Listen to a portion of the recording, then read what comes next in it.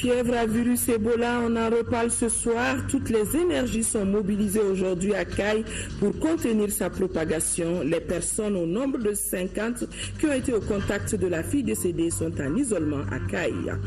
Pour parler inclusif intermalien d'Alger, la délégation gouvernementale est de retour à Bamako. Ce matin, elle était face à la presse pour faire le point de documents de synthèse à leur disposition. Journée mondiale des femmes rurales, Bandiangara en 5e région a vibré au rythme de l'événement qui est une reconnaissance du rôle et de la place de ces femmes rurales dans le processus de développement socio-économique de notre pays. Mesdames, Messieurs, bonsoir et bienvenue dans ce journal. Journal que nous ouvrons par ce communiqué, une nouvelle attaque contre la MINUSMA à Kidal. Les forces de maintien de la paix de la MINUSMA ont été aujourd'hui la cible d'une nouvelle attaque terroriste à l'engin explosif à Kidal. L'explosion a eu lieu à 12 km au sud-ouest de la ville de Kidal, sur la route liant la ville à Anéfis, lors du passage d'un convoi de la MINUSMA transportant de l'eau. Le bilan de l'attaque est de 3 casques bleus blessés du contingent sénégalais, dont 2 blessés graves et qui seront transférés aujourd'hui même à Dakar pour traitement médical. La MINUSMA condamne avec fermeté cette attaque contre les soldats de la paix et souhaite un bon rétablissement aux casques bleus blessés. Virus Ebola à Kayes, je disais donc on en reparle ce soir pour contenir sa propagation. Une équipe pluridisciplinaire composée des services techniques du ministère de la Santé, des partenaires techniques et financiers a été dépêchée sur place, et cela pour évaluer les besoins. À son arrivée, l'équipe a eu une première réunion technique avec les autorités régionales et sanitaires. Il a été décidé de mettre en place dès aujourd'hui des équipes de suivi des personnes isolée. La fillette de 2 ans décédée hier des suites de contamination a été inhumée sous la supervision de l'équipe. Le point avec Chaka Konaté. La fillette décédée de la fièvre Ebola a été inhumée ce samedi dans un cimetière de Kayes, selon les protocoles établis par l'Organisation mondiale de la santé. Le corps a été enfoui dans une tombe de 2 mètres de profondeur et d'1 mètre de longueur. La grand-mère de la défunte, qui a veillé sur le cadavre jusqu'à l'inhumation, a été mise en isolement car considérée comme contact à haut risque. Toute l'opération a été menée par une équipe pluridisciplinaire composée des représentants du ministère de la Santé, de l'UNICEF, de l'Organisation mondiale de la santé, une équipe venue de Bamako pour renforcer non seulement l'équipe régionale, mais aussi recenser les besoins et les difficultés, d'où une réunion technique avec les autorités régionales. Depuis la déclaration, la confirmation surtout de ce cas, et le département de la santé a pris toutes les dispositions pour envoyer une équipe pluridisciplinaire composée de différents services techniques au niveau du département pour évaluer rapidement tous les dispositifs mis en place pour gérer le cas et gérer tous les contacts liés à ce cas. Malgré quelques défaillances constatées ça et là, la mission salue le travail abattu par les autorités régionales. Je pense que les autorités régionales ont pris à bras le corps et ont pris des dispositions urgentes. Et s'il plaît au bon Dieu, la situation va se calmer à partir de cet instant. Tous les contacts potentiels au niveau de Kayes ont été identifiés. La rencontre a décidé de constituer des équipes de suivi des contacts, leur formation et leur dotation en matériel. Les agents retenus suivront dimanche une formation avant de commencer le lendemain les activités de suivi des contacts, prise de température et recherche des passagers qui ont emprunté le même car que la défunte lors du voyage Bamako-Kayes.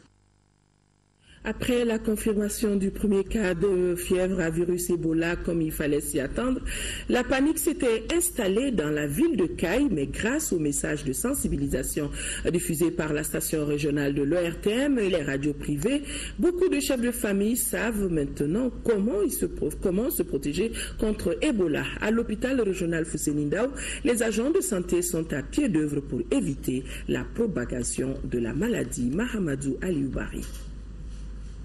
Après un premier cas de fièvre hémorragique à virus Ebola décelé dans la capitale des rails, la panique avait commencé à s'installer au sein de la population. Quand nous avons appris que nous avons un cas suspect à Kayes, nous avons la peur au ventre. Tout le monde est inquiet.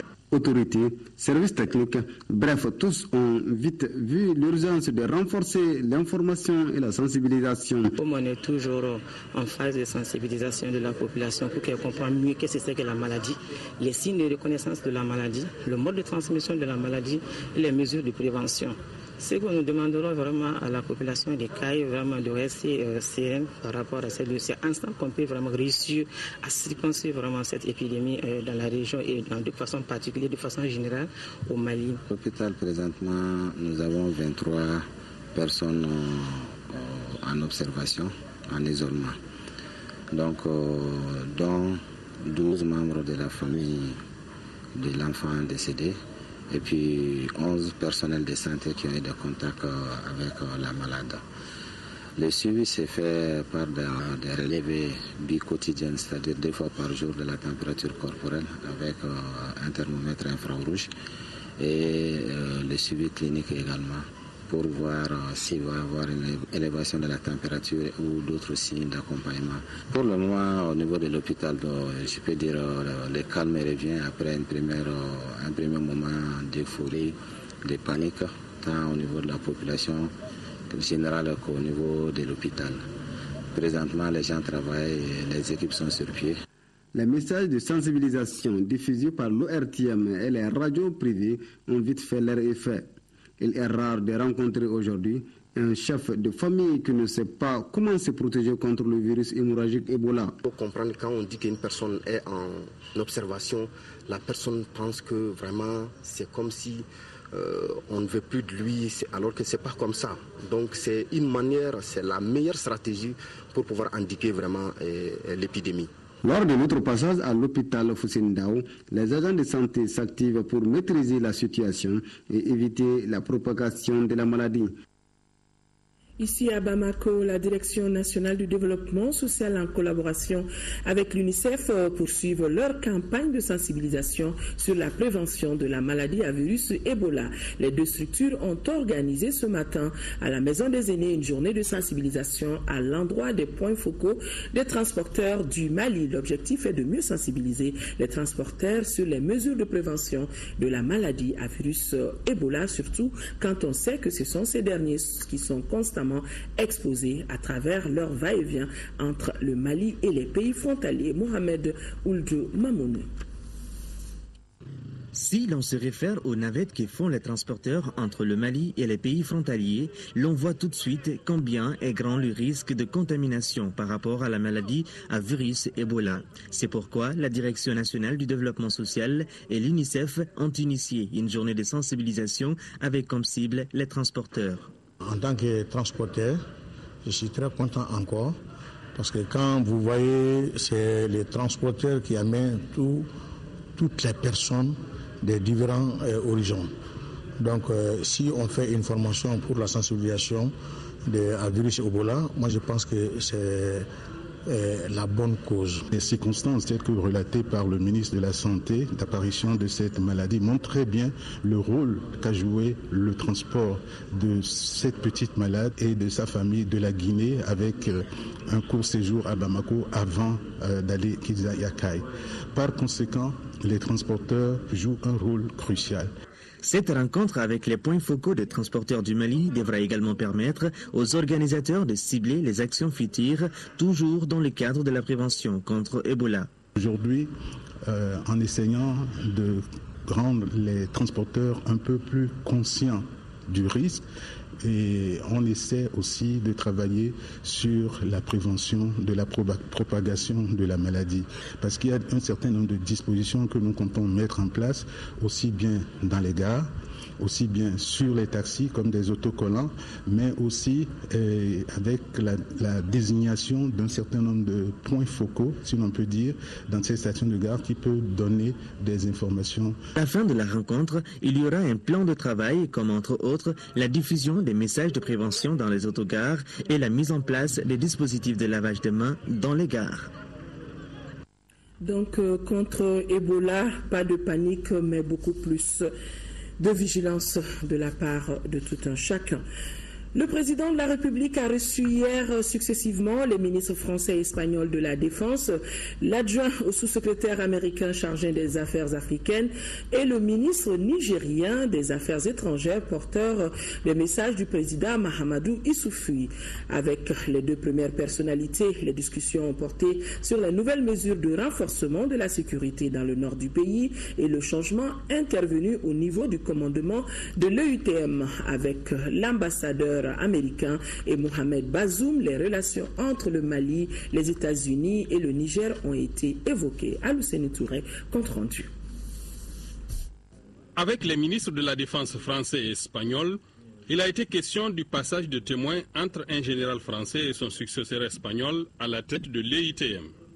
Aussi, le nouveau dispositif antiterroriste français au Sahel figure également au cœur des échanges. Le président nous a informés de l'état des discussions d'Alger, avec à la fois un optimisme modéré, mais un optimisme réel, et puis une détermination d'aboutir le plus vite possible à un processus de paix. Et donc là, je pense que les médiations d'Alger permettent d'avoir déjà de bonnes avancées, mais ce seront évidemment aux responsables politiques maliens de prendre les décisions nécessaires. J'ai fait savoir au président que dans cette période très sensible pour la réconciliation nationale, mais aussi pour la sécurité du Mali, la France avait décidé de renforcer son effort au nord. L'ambassadeur Robert P. Jackson a pour sa part évoqué avec le chef de l'État les efforts du gouvernement américain dans le cadre de l'assistance au Mali. Nous avons abordé plusieurs questions de l'actualité, la proposition de l'accord de la paix, l'importance de réforme du secteur sécuritaire, l'importance de notre coopération dans des questions sanitaires comme l'Ebola. Le ministre nigérien des Affaires étrangères est la dernière personnalité reçue par le chef de l'État. Mohamed Bazoum est porteur de message du président Issoufou. Ce message il est relatif à la situation de sécurité qui prévaut dans notre zone ici. Nous sommes, comme vous le savez, des pays voisins et nous faisons face aux mêmes défis en matière de sécurité. Le Niger est membre de la médiation dans le conflit du Nord Mali. Et à ce titre, nous venons d'assister au 3e round de discussions. Et le président de la République, son Excellence Issoufou Mahamadou, a estimé qu'il était bon que je vienne ici rencontrer son frère afin de faire le point avec lui de cette situation. Et le Niger se propose, suite à ce qui s'est passé le 3 octobre dans la région de Ménaka, d'organiser une rencontre des pays contributeurs de troupes à Niamey, à l'effet toujours de faire une évaluation de l'aménagement et de la situation sécuritaire de façon générale. Mobilisation tous azimuts donc autour du Mali pour aider à une véritable résolution de la crise sécuritaire actuelle et amorcer ainsi un véritable développement économique et social. En relation avec l'audience que le président de la République, Ibrahim Boubacar Keïta, a accordée aux ministres français et espagnols de la Défense et bien entendu le transfert d'autorité de la mission européenne d'entraînement dans notre pays. L'Espagnol, le général de brigade Alfonso Garcia Vaquero, remplace le général de brigade français Marc Rodenskis, qui était à la tête de la mission depuis avril 2014. La cérémonie d'échange de témoins a eu lieu à l'école de maintien de la paix à Lune-Blondin-Bay en présence des ministres de la Défense des deux pays suscités, France et Espagne. Adama Koulibaly, compte rendu. Ce transfert de commandement entre le général espagnol Alfonso Garcia Vaquero Pradal et son homologue français Marc Rudkiewicz s'est déroulé en présence des autorités françaises, espagnoles et maliennes. Une cérémonie solennelle marquée par des honneurs au drapeau malien, la revue des troupes par le ministre de la Défense du Mali guidé par le général français sortant du commandement Marc Rudkiewicz. Passation de commandement entre les deux généraux et début des ordres du nouveau rentrant, le général Alfonso Garcia Vaquero Pradal. Nous sommes ici pour vous appuyer dans la reconstruction du ministère de la Défense et pour vous aider à vous les Maliens. Et nous allons continuer dans cette ligne de travail. Le ministre de la Défense espagnol demande le soutien de tous pour la réussite de la mission confiée à son pays. Je suis très reconnaissant du travail accompli par le général Rudkiewicz et je tiens aussi à lui féliciter pour son esprit de coopération. Quant au ministre de la Défense française, il a rappelé les différentes missions qui se sont succédées pour la recherche de la paix dans notre pays ainsi que les efforts fournis dans l'organisation de l'armée malienne.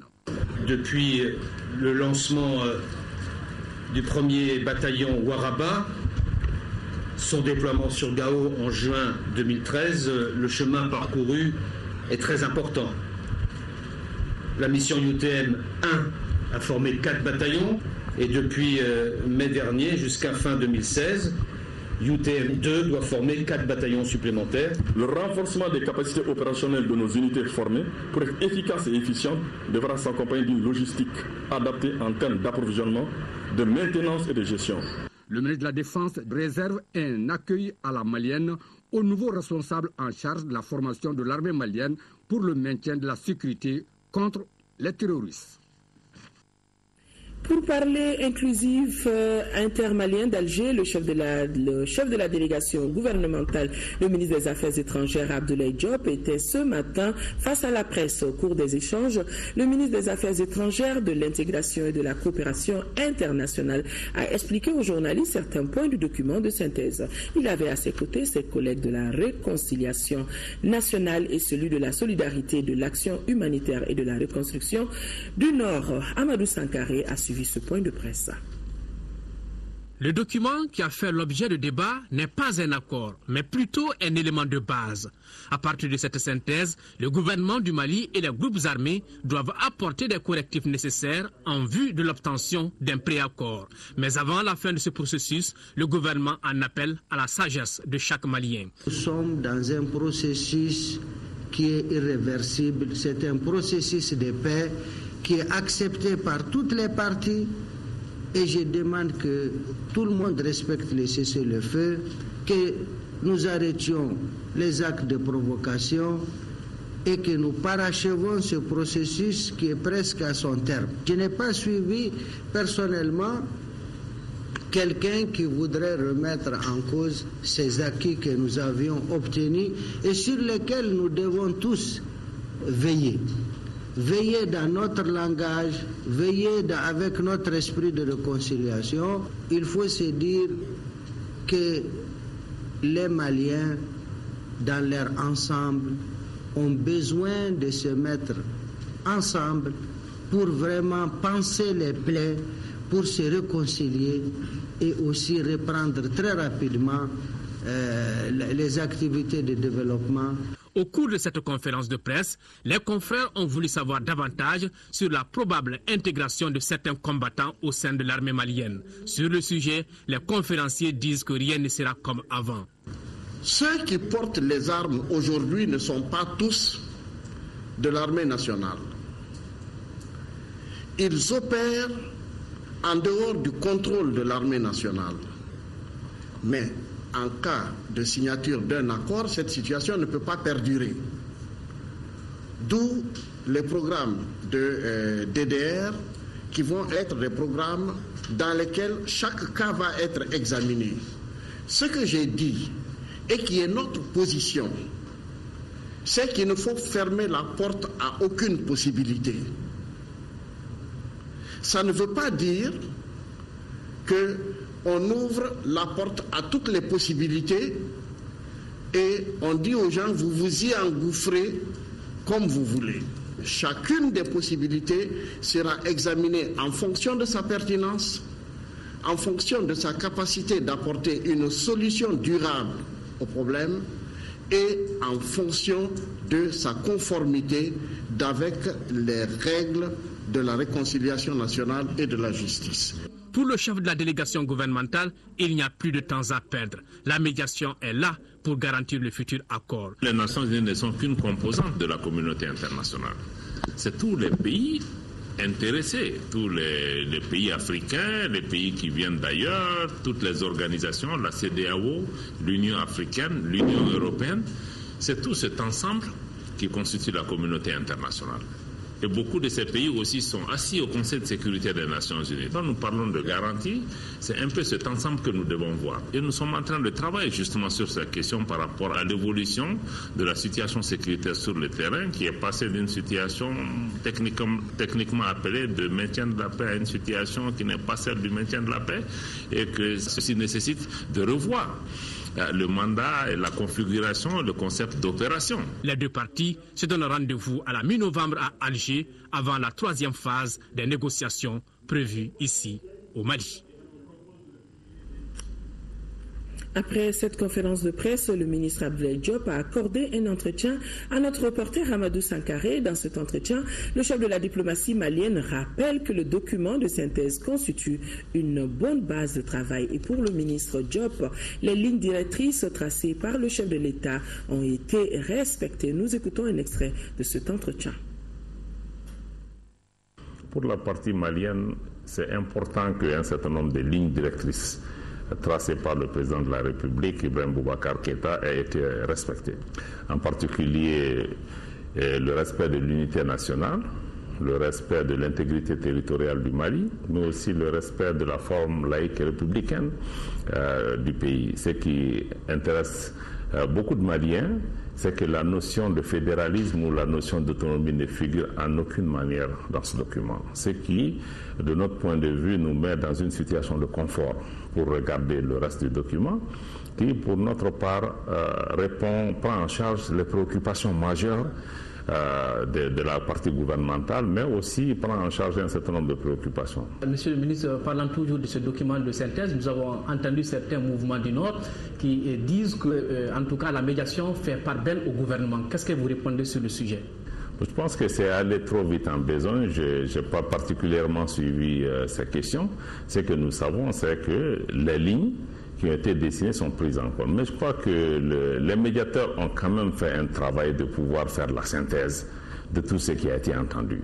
Et ce travail, d'après les observateurs, reflète ce qui était en cours. Naturellement, c'est une négociation. Chacune des parties doit pouvoir regarder ça en détail, réfléchir sur la portée de ces engagements qui, de notre point de vue, constituent une base assez importante pour pouvoir avancer. L'intégralité de cet entretien à suivre demain après le journal télévisé. Mobilisation autour du Mali, la société civile dans toute sa composante en collaboration avec les chasseurs du Mali ont organisé un grand meeting aujourd'hui. C'était au stade Modibo Keïta et ce meeting vise l'application de la résolution 2100 des Nations Unies et les accords de Ouagadougou pour un Mali un et indivisible. Le meeting vise également à soutenir les forces armées du Mali pour le renforcement de l'unité. Daouda Sidiki, Diarra, compte rendu. Pour la cause du Mali, ils sont tous sortis pour dire non à la partition de notre chère patrie, non à un quelconque fédéralisme dans notre pays, oui à la cohésion sociale et à l'unité nationale, oui à la paix et à une justice équitable. Ces patriotes sont plus que jamais déterminés à sauvegarder l'intégrité territoriale du Mali. Nous sommes déterminés, nous qui sommes là, pour dire qu'ensemble, notre gouvernement, notre armée, nos institutions peuvent compter sur nous. Les questions d'organisation territoriale sont des questions de souveraineté nationale. Autrement dit, ce sont des questions qui doivent être débattues par tous les enfants de ce pays-là. Alors, c'est pour dire enfin que nous sommes là et nous veillerons. Notre appel s'adresse aux autorités du Mali. Notre appel s'adresse à la communauté internationale. Notre appel s'adresse à nos frères des groupes armés pour leur dire que les armes ne résoudront pas le problème. Dans une déclaration solennelle au cours de ce meeting, les chasseurs ont rejeté toute idée de partition du pays. Les Donso du Mali, tous unis derrière leur Donsoba, proclament solennellement leur attachement à un Mali un et indivisible. Cette indivisibilité du pays sera illustrée par les chasseurs à travers une démonstration de force.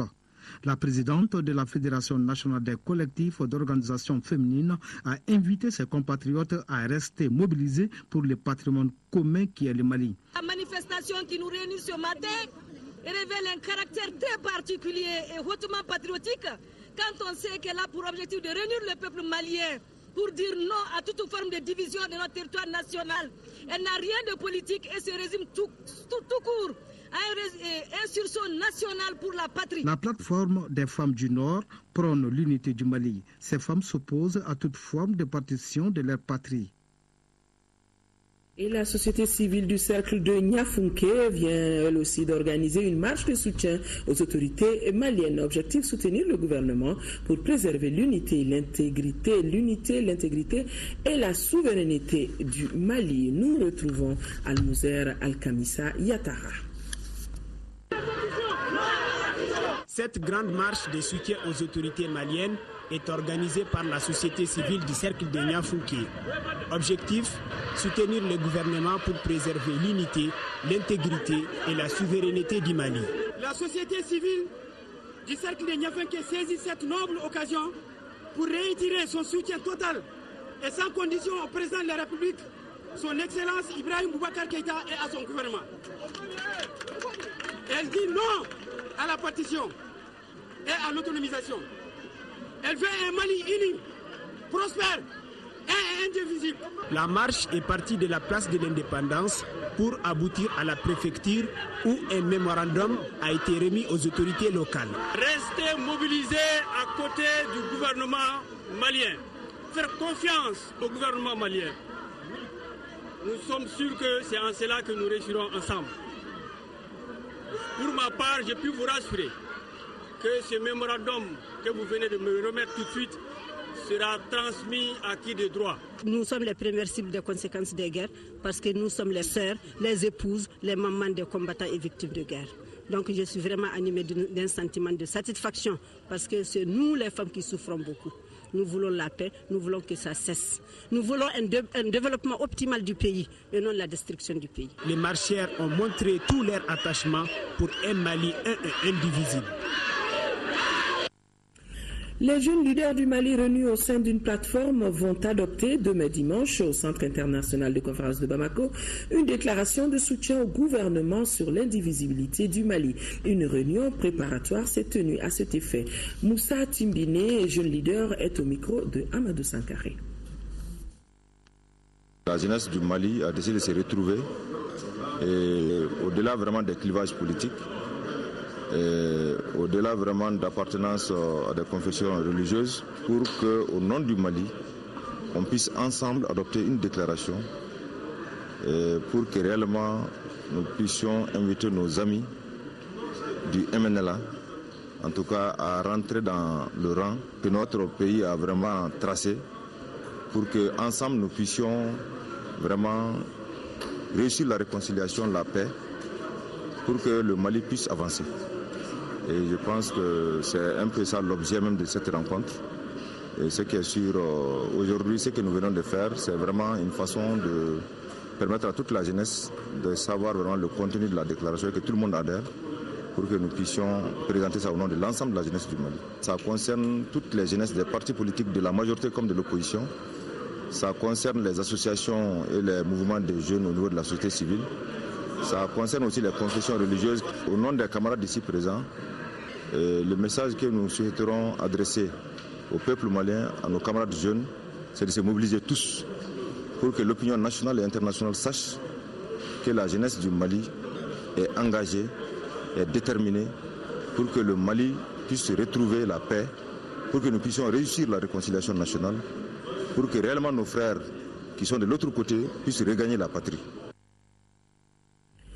Journée mondiale des femmes rurales. Les femmes rurales de la région de Mopti ont répondu massivement à l'appel de leur département pour la 19e édition de la journée internationale de la femme rurale. Plusieurs ministres et partenaires de développement se sont rendus à Bandiagara pour magnifier la femme rurale malienne. Cette tribune des femmes à Bandiagara est une reconnaissance du rôle et de la place des femmes rurales dans le processus de développement socio-économique de notre pays, j'allais dire. Envoyé spécial Mariam Sagara et Mamadou Bamba. 4 ministres du gouvernement et la représentante de l'épouse du chef de l'État ont fait le déplacement sur Bandiagara pour qu'émerge la femme rurale sur le plan socio-économique et politique de notre pays. C'est d'ailleurs sous ce thème que se commémore cette 19e édition au Mali. Chères sœurs du milieu rural, vous constituez 60% de la main-d'œuvre agricole et vous assurez 80% de la production alimentaire avec des moyens pas très souvent adaptés. Vous travaillez quotidiennement à la satisfaction des besoins familiaux et vous contribuez pour une grande part au développement du pays. Votre rôle est essentiel et incontournable dans l'économie du Mali en général et dans l'économie rurale et familiale en particulier. Ces femmes rurales reçoivent ici l'appui du gouvernement pour se hisser parmi leurs sœurs urbaines dans la lutte contre la pauvreté. Plus les femmes, plus les exploitations dirigées par des femmes seront représentées et recensées, plus vraiment donc les femmes seront visibles à travers nos politiques de stratégie, projets et programmes de développement du secteur rural. Davantage elles seront responsabilisées et davantage vraiment nous aurons donc les leviers de commande pour assurer les réinsertions socio-économiques au Mali. Cela est un enjeu important. Les partenaires et les bonnes volontés ont profité de cette journée pleine de sens pour remettre à plus de 60 regroupements de femmes du matériel agricole et de pêche pour l'amélioration de leurs revenus. Le ministre de la Promotion de la femme, de l'enfant et de la famille et celui du développement rural, qui ont comme souci le bien-être de la femme rurale, envisagent désormais de créer d'autres espaces pour l'épanouissement de toutes les femmes du Mali. Restons à Bandiagara où se déroule une foire paysanne, foire qui fera découvrir au public le savoir-faire de nos Nyéléni. Moustapha Doumbia depuis Bandiagara.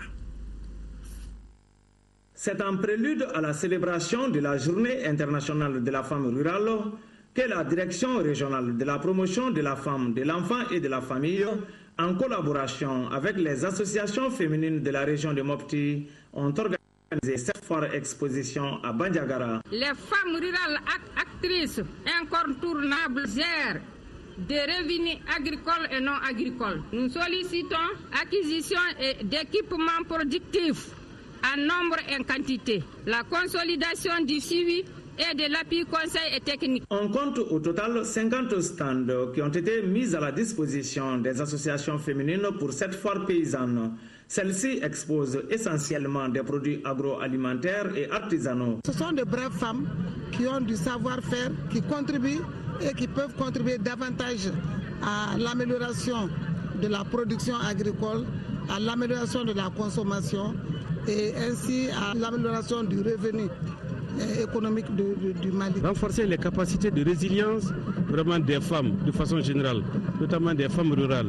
Augmenter leurs capacités de production, leurs capacités d'insertion dans les activités socio-économiques du pays est à mon sens la seule voie pour vraiment donc promouvoir le développement rural et par voie de conséquence promouvoir l'économie du Mali et promouvoir vraiment le développement socio-économique du Mali. L'organisation de cette foire exposition ainsi que la célébration de la Journée internationale de la femme rurale à Bandiagara ont été saluées par les autorités politiques et administratives locales.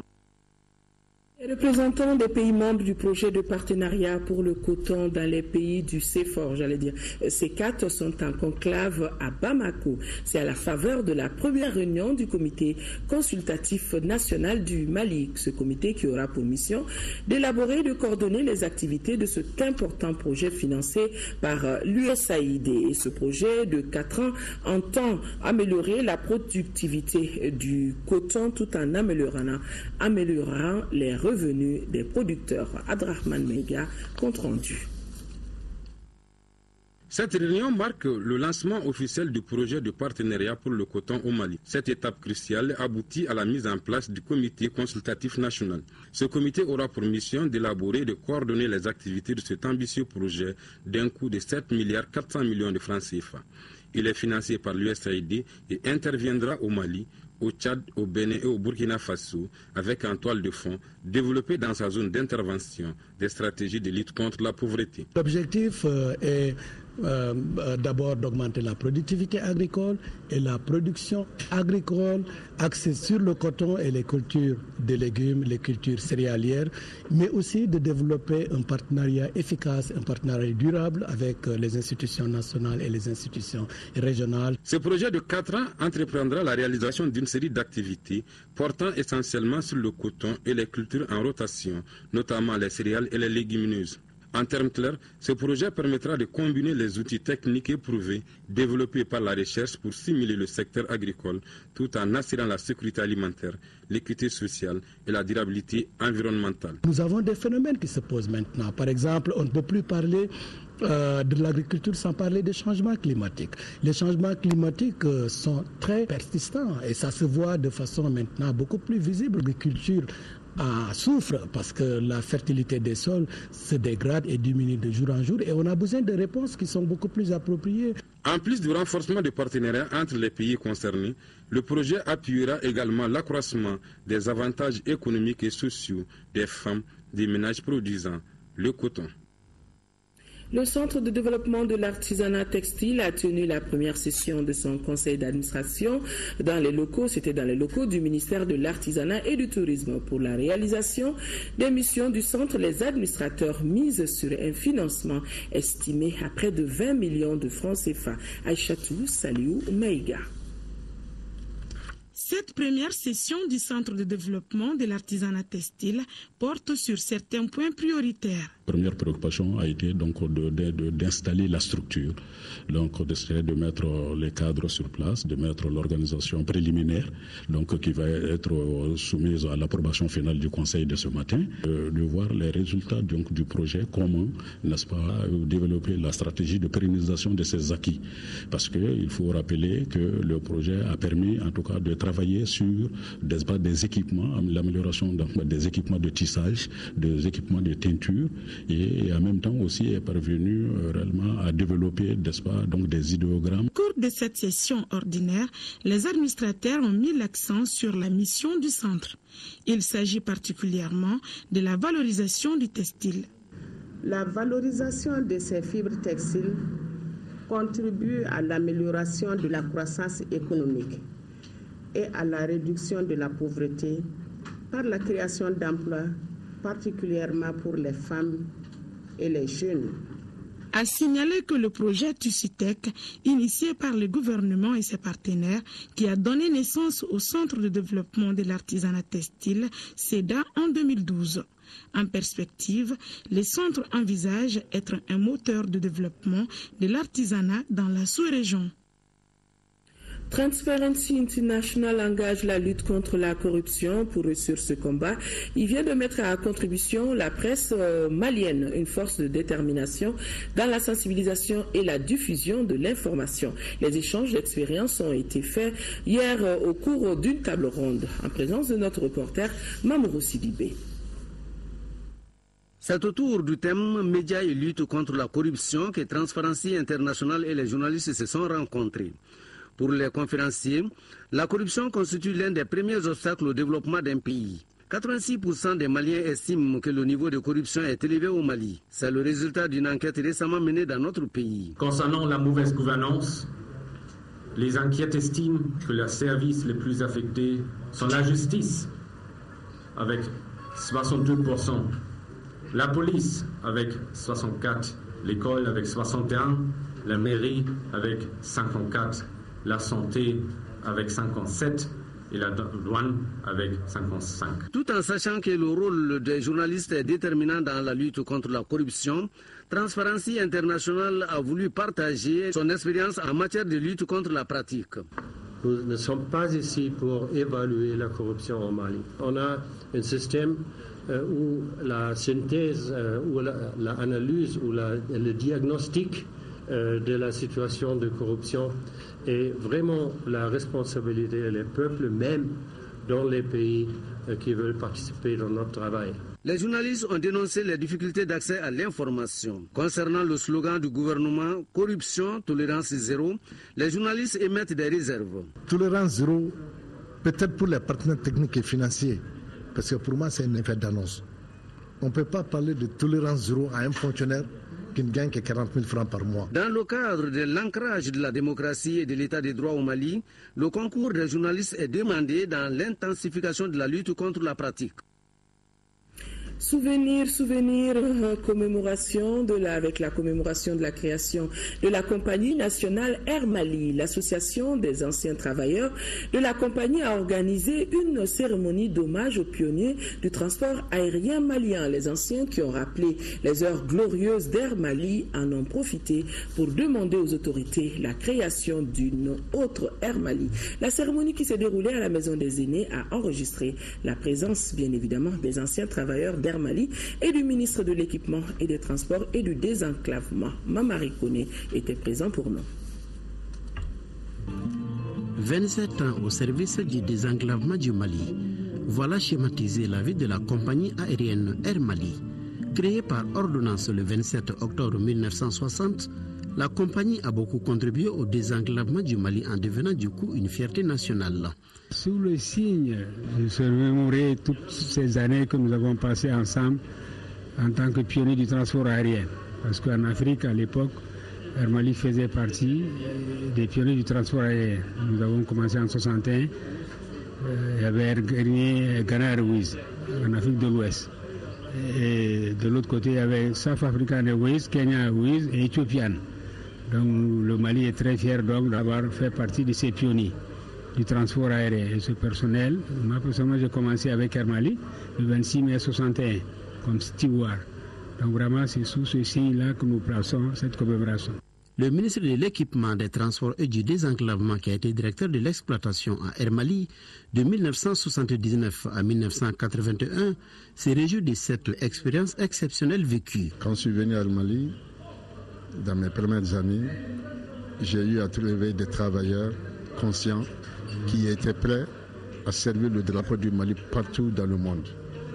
Et ça, c'était une fierté. On ne pouvait pas se trouver ailleurs qu'au Mali, quand on était dans les avions Air Mali, et on ne pouvait pas être plus fier que lorsque nous voyons nos pilotes décoller et atterrir sans autre assistance. Ça, c'était une grande fierté. Je garde aussi un autre souvenir du fait qu'avec Air Mali, on avait ce qu'on disait le rapprochement de toutes les régions avec un avion, jour et nuit. Ça aussi, c'est une autre fierté. En ce moment, on avait moins de désenclavement qu'aujourd'hui. Le fait d'avoir Air Mali était une fierté nationale et une fierté sous-régionale. Les anciens travailleurs d'Air Mali ont saisi cette occasion pour présenter leur doléance au gouvernement. Il s'agit de la construction d'un musée de l'air et de l'obtention d'un siège. Mieux, les anciens d'Air Mali demandent la sauvegarde du territoire qu'Air Mali a conquis dans le ciel africain par la création d'une autre compagnie. On est en train de voir avec les pays tels que la Mauritanie et le Niger d'avoir une compagnie sous-régionale, mais aussi certainement avec la participation du privé. Très bientôt, nous allons le voir et nous devons aussi essayer d'avoir un instrument au niveau national. L'assistance a suivi le premier film commercial d'Air Mali produit par l'Ocinam ainsi qu'un autre sur les temps forts de la vie de la compagnie. Sur les 7 directeurs généraux qui ont dirigé Air Mali, 2 ont témoigné sur leur expérience. Je peux dire que Air Mali a été une excellente compagnie qui a accompli 27 ans de service à la mission de désenclavement du Mali. Aujourd'hui, elle a disparu, mais elle a laissé derrière elle des hommes et des femmes de qualité. À titre de rappel, Air Mali a cessé de voler en 1988. Depuis lors, plusieurs sociétés ont tenté tant bien que mal de prendre la relève. Un film réalisé sur Air Mali, c'était en 1974 par l'Ocinam, un film de 8 minutes que vous pourrez suivre après les messages de campagne après ce journal. Boussam, c'est en Corée du Sud. La délégation malienne intensifie sa campagne pour renouveler son mandat au Conseil de l'Union internationale des télécommunications. La délégation a offert aujourd'hui une réception aux participants de la conférence plénipotentiaire de l'UIT. 1 millier de personnes ont répondu à l'invitation du Mali. Ibrahima Traoré, un reportage d'Ibrahima Traoré depuis Boussam en Corée du Sud, commenté ici à Bamako par Mohamed Ould Mamouni. Le Mali multiplie les initiatives à Bousson, en Corée du Sud, pour renouveler son mandat au sein du Conseil de l'UIT. Le ministre en charge de l'économie numérique et sa délégation, soutenue par le secrétaire général de l'UIT, ont accueilli un millier d'invités à la réception offerte par le pays. L'occasion était bonne pour Mahamadou Camara de présenter encore une fois aux participants de la conférence le Mali dans toute sa diversité, mais aussi l'engagement des autorités du pays dans la promotion des TIC. Rouling Zhao, le tout nouveau secrétaire général de l'UIT, et Amadou Touré, notre compatriote qui dirige actuellement l'Union, sont montés au créneau pour soutenir la candidature du Mali. Les deux personnalités ont surtout insisté sur le dynamisme du pays au sein du Conseil de l'UIT. Comme nouveau secrétaire général, il va continuer ce que Amadou déjà nous donné. Mali était nos membres du Conseil pour assez longtemps. La contribution de Mali à la Conseil, à la conférence, sont toujours appréciés par les membres. Je voudrais voir la situation continuer. Nous avons posé les jalons pour un développement des technologies de l'information et de la communication. Et aujourd'hui, je suis satisfait de voir que cela est reconnu au niveau mondial. Je suis sûr qu'avec tout ça, le Mali sera encore réélu au niveau du conseil d'administration. C'est l'appel que j'ai eu à lancer aujourd'hui à la communauté des télécommunications et aussi l'appel que le ministre des Télécommunications, M. Camara, a aussi lancé. Nous espérons que cet appel sera entendu le lundi.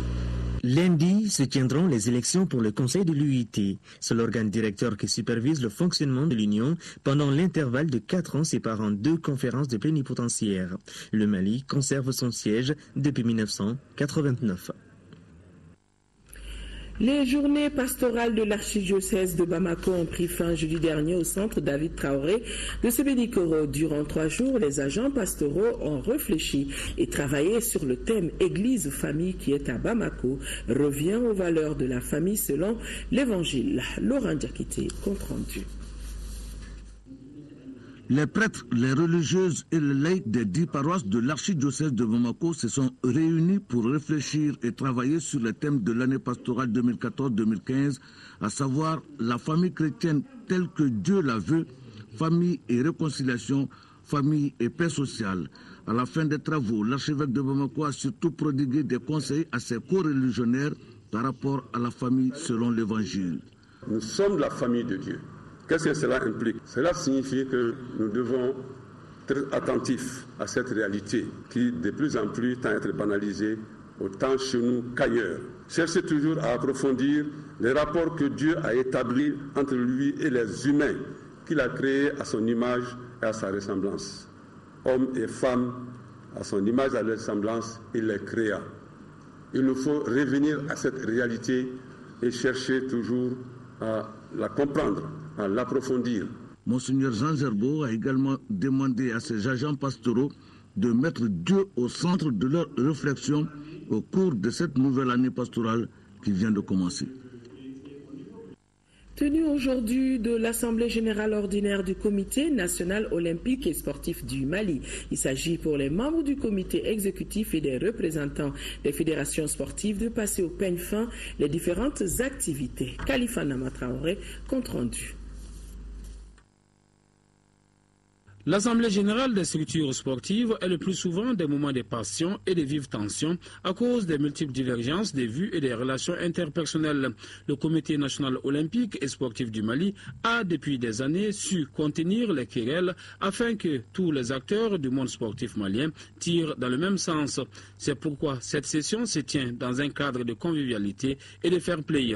Nous voulons voir dans la tenue de ces rendez-vous annuels la manifestation de notre désir de dialogue et de rassemblement pour agir ensemble.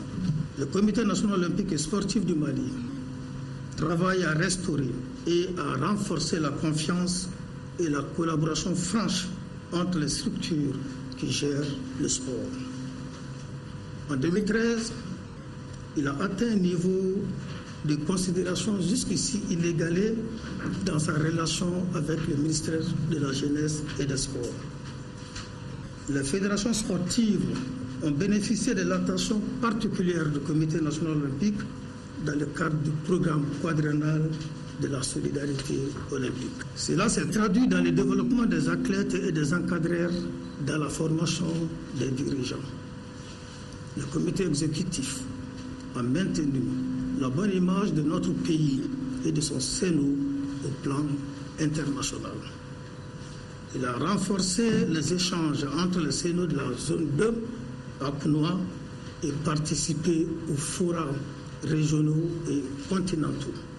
Il est évident que tout cela a été possible grâce à votre passion pour le sport, grâce à l'engagement du gouvernement de la République qui a fait de l'activité sportive une priorité, mais aussi grâce au partenariat entre le mouvement olympique et sportif et les sociétés de téléphonie. La vingtaine de fédérations ou associations se doivent de maintenir l'élan de solidarité prôné par le comité olympique, préserver les acquis et corriger les insuffisances afin que les différentes disciplines sportives soient plus efficaces. Le président du Comité national de l'égal accès aux médias d'État invite les candidats et les représentants de partis politiques dont les noms suivent à se présenter au siège de l'organe demain dimanche 26 octobre pour l'enregistrement de leur message de campagne. 9h, M. Yaya Dao, APM Maliko. 9h30, M. Joël Goïta Sadi. 10h, M. Ousmane Sanogo du PSP. 10h30, M. Issa Zerbo Adema, PSG. Après ce journal, vous pourrez suivre les messages de campagne des candidats du PSP et de APM Maliko. Voilà, mesdames et messieurs, c'est donc tout pour ce journal. Merci de l'avoir suivi. Demain 13h, Aïssata Ibrahim Meiga et Aoui Touré aux environs pour les éditions de la soirée, Inch'Allah. Excellente nuit à tous. Au revoir.